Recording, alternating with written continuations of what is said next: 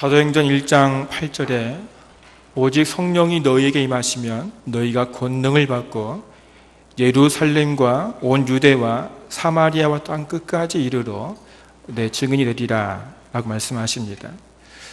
예수님께서 이 땅에 생명의 복음이 전파되는 과정들을 선포하신 말씀입니다.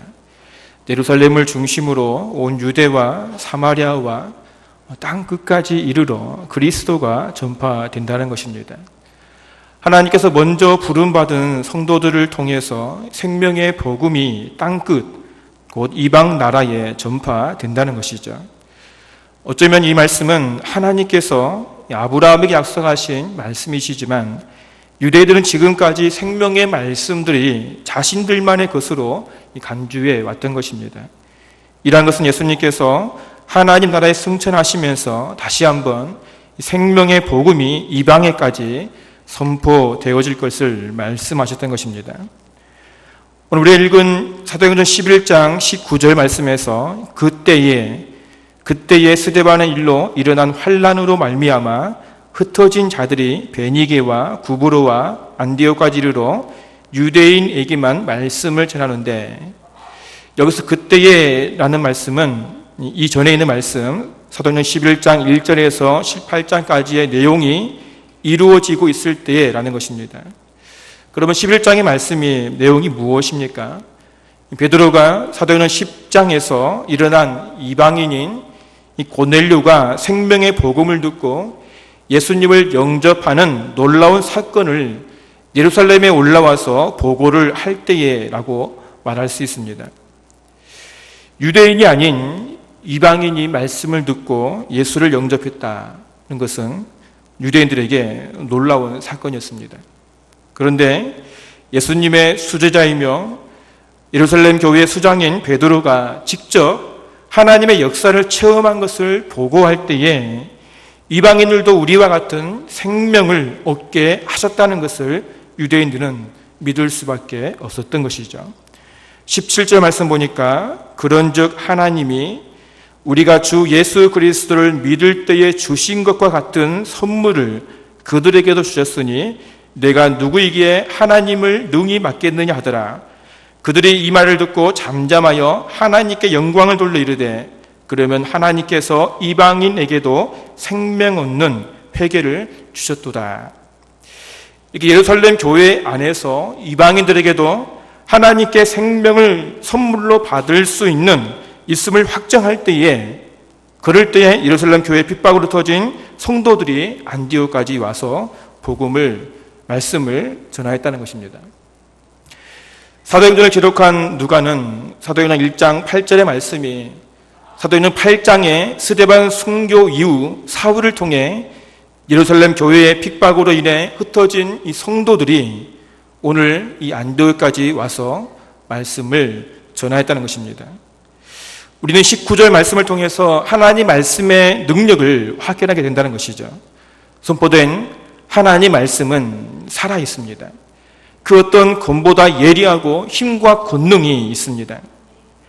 사단은 하나님 말씀이 선포되고 예루살렘 교회가 부흥하게 되자 이 사울을 앞세워 말씀이 선포됨을 막아버렸습니다. 교회가 세운 7집사 중 한 명인 스데반을 죽이고 예루살렘 교회를 핍박해서 성도들을 사방으로 흩어버렸습니다. 사단은 이렇게 성도들을 핍박하여 흩어버림으로 말씀이 선포됨을 막아버린 것이죠. 그런데 하나님 말씀이 살아있음에 흩어진 성도들을 통해서 다시 일어나게 되었다는 것입니다. 8장 1절에 보니까 그날에 예루살렘에 있는 교회에 큰 핍박이 있어, 큰 박해가 있어 사도 외에는 다 유대와 사마리아 모든 땅으로 흩어지니라. 교회에 큰 박해가 있자 사도를 제외한 모든 성도들이 유대와 사마리아와 모든 땅으로 흩어졌는데 그들의 가슴에 살아 역사하는 생명의 말씀을 전파하는 사명은 식어지지 않았다는 것입니다. 그 증거로 사도행전 8장 4절 이하에 이 빌립이 사마리아 성에 들어가서 생명의 복음을 전하자 그동안 그 땅을 더럽혔던 힘들게 했던 질병과 더러운 귀신들로 슬픔과 근심과 고통에 있는 성에 기쁨의 성으로 바꾸는 역사가 일어나게 된 것입니다. 또 오늘 본문 19절에서 그때 스데반의 일로 일어난 환란으로 말미암아 흩어진 자들이 베니게와 구브로와 안디오까지 이르러 유대에게만 말씀을 전하는데, 오늘 11장에 와서 흩어진 성도들이 예루살렘을 떠나서 베니게, 구브로, 안디오까지 점점 북쪽으로 오르면서 복음을 전하였던 것입니다. 더 놀라운 것은 이들은 안디옥에 들어와서 처음엔 유대인에게만 복음을 전하였는데 이제는 헬라인, 다시 말하면 이방인들에게까지 복음을 확대해서 전파하게 되었다는 것입니다. 복음을 전하는 스데반 집사님이 순교를 당하고 교회의 중심인 예루살렘 교회가 핍박을 받자 모든 것이 다 끝났다고 생각하였는데, 오히려 하나님께서는 흩어진 성도들을 통해서 말씀의 능력이 일어나게 하셨다는 사실입니다. 성도들에게 찾아온 핍박은 신앙을 버리는 것이 아닌 오히려 나의 생명이신 주님을 더욱더 굳게 붙잡고 자신에게 영원한 생명이신 예수 그리스도를 전하게 하였다는 것입니다. 큰 환난 속에서 성도들을 통해 복음이 전파될 때에 21절 마지막에 보니까 하나님의 손이, 주의 손이 그들과 함께 하심에 수많은 사람들이 믿고 주께 돌아오더라 라고 말씀하고 있습니다. 주의 손이 그들과 함께 하셨다는 것은 흩어진 성도들이 복음을 전할 때에 하나님께서 복음을 듣는 이방인들의 귀를 열어주시고 생명의 말씀이 그들의 가슴에 새겨져 참 생명이신 예수님을 나의 구주로 영접하게 하셨다는 것입니다. 베드로가 예루살렘 교회에 보고한 것처럼 17절에 우리가 주 예수를 믿을 때에 주셨던 구원의 선물을 이방인들에게 주셨다는 것이죠. 이것은 하나님의 역사이기에 어느 누구도 막을 수 없다라고 이들은 말하고 있습니다. 오늘날에도 예수를 믿는 성도들에게 많은 일들이 일어납니다. 여기서 많은 일들이라는 것은 좋은 일도 있지만 고통이 찾아온다는 것이죠. 예수를 제대로 믿으면 믿을수록 성도들에게 찾아오는 것은 고난이라는 것입니다. 믿지 않는 자들을 통해서 찾아오는 고난들 말입니다. 그런데 참 신기하게도 고난 가운데 주님을 더욱더 의지하고 말씀을 붙잡고 기도하면서 핍박하는 자들을 섬기며 나아가면은 하나님께서 나를 핍박하는 자를 오히려 믿음의 동역자로 세워주시는 것을 우리는 경험하게 된다는 사실입니다. 이것이 바로 말씀의 능력입니다. 세상 사람도 경험할 수 없는 말씀의 능력 말입니다. 요셉을 한번 보시기 바랍니다. 성경에서 간단하게 하나님이 요셉과 함께 하심으로 형통하였다 이렇게 나와 있는데, 이 주인 보디발이 요셉과 함께 하시는 하나님을 바라보기까지 얼마나 많은 고통과 아픔이 요셉에게 있었겠습니까? 그러나 요셉은 끝까지 하나님께서 자신에게 주신 꿈을 가슴에 안고 하나님만을 바라보며 기도하면서 주인과 종들을 섬겼던 것입니다. 그럴 때마다 하나님은 요셉에게 지혜를 주시고 요셉이 하는 모든 일마다 형통케 하셨던 것입니다. 보디발이 요셉을 통해 하나님의 함께 하심을 보게 하셨고 결국은 가정의 총무를 맡기게 되는 계기가 되었던 것입니다. 중요한 것은 우리 성도들은 어떠한 상황 속에서도 나와 함께 하시는 주님을 의지하며 말씀을 굳게 붙잡고 복음의 삶을 살아갈 때에 하나님은 우리의 삶 가운데 말씀의 능력을 일으켜준다는 사실을 믿으시기 바랍니다. 스데반의 일로 일어난 환난 속에서도 이 안디옥까지 흩어진 성도들이 말씀을 붙잡고 예수 그리스도를 전파할 때에 하나님의 손이 역사하셔서 수많은 사람이 예수를 믿고 주님께 돌아오게 하셨다는 것입니다. 고난 가운데 주님 명령에 순종하며 달려가는 성도들을 통해서 이 안디옥의 부흥의 역사가 일어난 것이 예루살렘 교회의 소문으로 들려옵니다. 베드로를 인해 이방인에게도 구원의 선물이 이루어짐을 들었던 예루살렘의 사도들은 이 안디옥 교회가 세워지고 많은 이방인들이 그리스도 안에 들어옴을 듣고 놀라며 오늘 바나바를 그곳에 파송하게 됩니다. 우리는 하나님께서 이방 지역인 이 안디옥에 바나바를 파송하시는 모습을 통해서 또 한 번 말씀의 능력을 보게 됩니다. 먼저 누가는 바나바에 대해서 24절에 착한 사람이요 성령과 믿음이 충만한 사람이라고 소개를 하고 있습니다. 여기서 착한 사람이라는 것은 가난한 자들을 위해서 자신의 재산을 기꺼이 내놓을 줄 아는 그런 구제를 즐겨하는 사람이라는 것입니다. 실제로 사도행전 4장 36절 이하에 자신의 밭을 팔아서 그 값을 사도들의 발 앞에 두어 가난한 자들을 나누어 주었던 것입니다. 또한 성령과 믿음이 충만하여 다른 사람들을 하나님의 은혜로 세워줬는데 성령과 믿음이 충만하여 흘러보낼 수 있는 그런 하나님의 사람이라는 것입니다. 실제로 바나바는 안디옥에 들어와서 성도들을 바라볼 때에 그들에게 임한 하나님의 은혜를 보고 기뻐하였다라고 말씀하고 있습니다. 그들 중에 임재하시는 하나님을 영적인 눈을 바라볼 정도로 성령이 충만한 사람이라는 것입니다. 더 나아가서는 성도들을 하나님의 은혜 아래 계속해서 머물러 있으라고 믿음으로 권하고 있다는 사실이죠. 23절 하반절에 보니까 모든 사람에게 굳건한 마음으로 주와 함께 머물러 있으라 라고 믿음으로 권하고 있다는 것입니다. 우리는 바나바가 이 안디옥 교회 성도들에게 권하는 이 말씀에 집중해야 될 것입니다. 굳건한 마음으로 주와 함께 머물라. 굳건한 마음으로 주와 함께 머물라. 이방인들이 예수 그리스도를 주로 고백함을 통해서 그들에게 닥칠 고난 가운데 더욱더 예수 안에 굳건히 머물러 있으라는 것입니다. 예수를 믿어 찾아올 고통으로 실망하거나 낙심하지 말고 주의 말씀을 굳게 붙잡고 끝까지 믿음 가운데 자신을 세워 가라는 것입니다. 성도님들, 예수를 믿고 따라가는 성도들에게 어떤 고난이 따라오고 있습니까?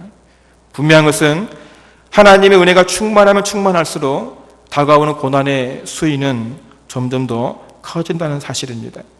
그런데 중요한 것은 이러한 고난도 결국은 하나님께서 허락하실 때에 나에게 주어진 것이고 하나님은 내가 감당할 수 있는 범위 안에서 고난을 허락해 주신다는 사실입니다. 결국 은혜 중에 임한 고난을 기쁨으로 감사함으로 주님만을 바라보고 굳건한 마음으로 주와 함께 머물러 있을 때에 하나님 우리의 믿음을 정금같이 세워주신다는 사실을 우리는 믿어야 될 것입니다. 성령과 믿음이 충만한 이 바나바는 안디옥 교회 성도들에게 임한 하나님의 임재를 믿음의 눈으로 바라보고 성도들에게 찾아온 고난 가운데 더욱더 주님 안에 머물러 믿음을 굳건히 세워나가기를 권하자 성도들 믿음 가운데 단단히 세워져 나가게 하시고 또한 주님은 더 많은 무리들이 교회에 모여들게 하셨다는 것입니다. 교회가 믿음 가운데 든든히 서나가면 교회의 부흥은 자연스럽게 이루어짐을 우리에게 보여주고 있습니다. 또한 바나바가 착한 사람이라는 사실을 한 번 더 확인하게 되는데 그것은 안디옥 교회에 일어난 모든 역사들을 모든 그런 능력들을 자신의 손으로 쥐는 것이 아닌 다른 사람을 통해서 함께 이루어간다는 사실입니다. 우리 인생들은 자신의 이름이 높여지기를 원합니다. 그런데 오늘 바나바는 이방 교회인 안디옥 교회를 믿음으로 더욱더 든든히 세우기 위한 적임자로 이방인의 사도로 부름을 받은 이 사울을 기억하였다는 것입니다. 바울은 이미 사도행전 9장에서 부활하신 예수님을 만난 사울을 만난 적이 있었습니다.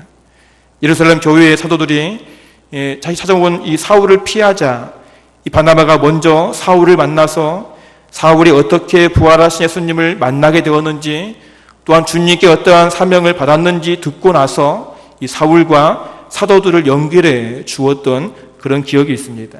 다시 말하면 이 바나바는 사울이 이방인들에게 복음을 전하는 사명을 받았음을 알고 있었기에 5가지 직접 찾아가서 이 사울을 안디옥에 데리고 왔던 것입니다.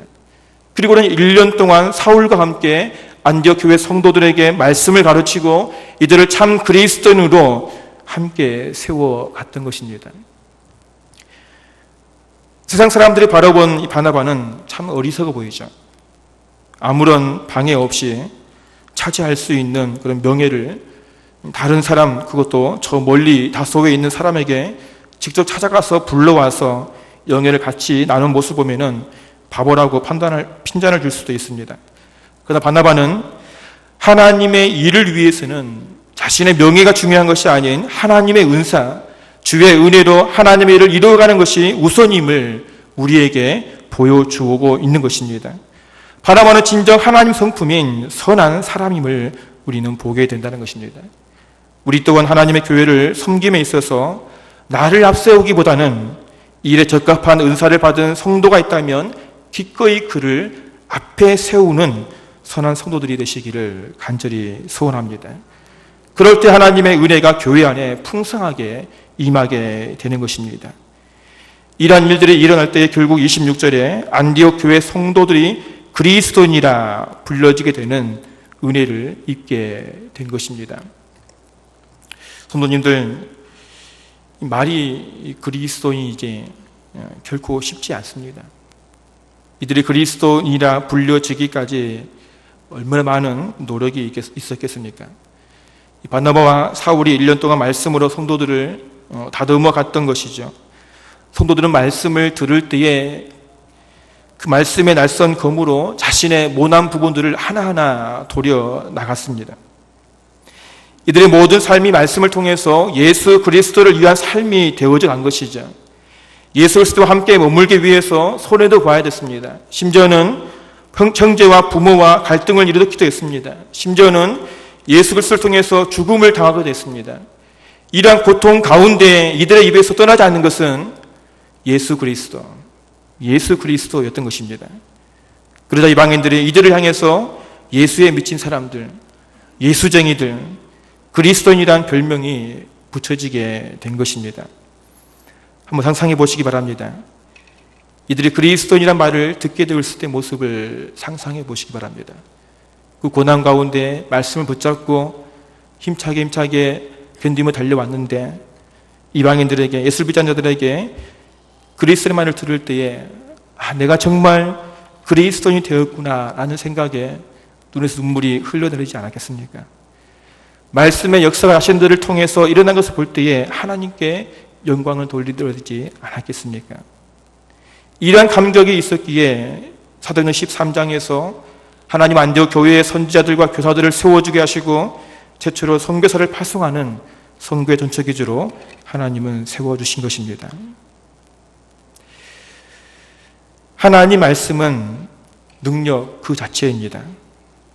하나님 말씀은 지금도 역사하고 있는 줄로 믿습니다. 중요한 것은 말씀을 듣고 말씀에 붙잡혀서 말씀에 순종하는 자를 통해서 하나님은 역사를 이루어 가신다는 사실입니다. 아무리 고난과 고통이 우리를 짓누른다 할지라도 믿음을 가지고 말씀에 붙잡고 순종하며 나갈 때에 그곳 하나님은 생명의 역사를 우리를 통해서 이루어 주실 줄로 믿습니다. 환난으로 흩어진 성도들이 말씀을 전할 때에 최초의 선교사를 파송하는 안디옥 교회가 세워지는 역사가 일어난 것처럼 우리 또한 하나님 말씀을 붙잡고 순종하여 말씀의 역사를 이루어가는 우리 교회와 성도가 되어지기를 간절히 소원합니다. 기도하겠습니다. 하나님 아버지,